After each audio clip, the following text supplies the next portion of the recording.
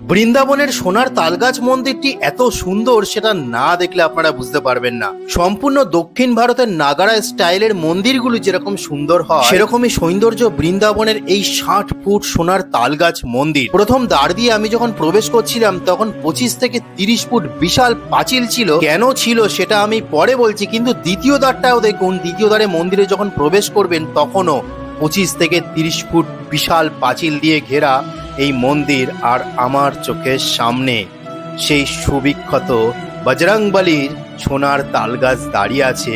এখানে দুটি তালগাছ ছিল সোনার, একটি ইংরেজরা চুরি করে নিয়েছে। যেটি ইংরেজরা চুরি করেছে সেটি ছিল গরুড় সোনার তালগাছ, কিন্তু এখনো পর্যন্ত জয় বজরংবলীর নামে বিশাল 60 ফুট লম্বা সোনার তালগাছ আপনারা দেখতে পাচ্ছেন। এবং এটি বৃন্দাবনের সবচেয়ে বিখ্যাত জায়গা। আমি আরো কাছ থেকে আপনাদের দেখিয়ে দিই। দেখুন সেই সোনার তালগাছ, এটি সম্পূর্ণ 60 ফুট। এবং এটা জানলে আপনারা অবাক হয়ে যাবেন, দাপর যুগে এখানে সত্যি তালগাছ ছিল, বড় বড় তালগাছ ছিল।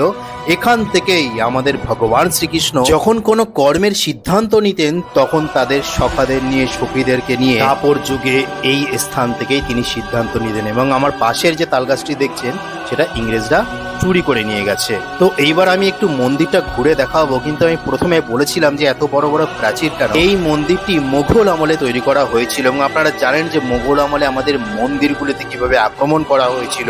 ঠিক সেই কারণে যাতে এই মন্দির কেউ ধ্বংস করে দিতে না পারে, সেই কারণে সেই কৃষ্ণ ভক্ত রাধারানীর ভক্ত রাজা এই মন্দিরটি নির্মাণ করেছে। তিনি যখন জানতে পেরেছিলেন যে ভগবান শ্রীকৃষ্ণের কর্মভূমি এটাই ছিল, তো তখন তিনি এই মন্দিরটা এই স্থানে নির্মাণ করেছিলেন। এইবার আমি মন্দিরের ভেতরে প্রবেশ করব, কিন্তু তার আগে দেখলেন যে কত সুন্দর সুন্দর প্রাচীরে আমাদের সনাতন ধর্মের ঐতিহ্য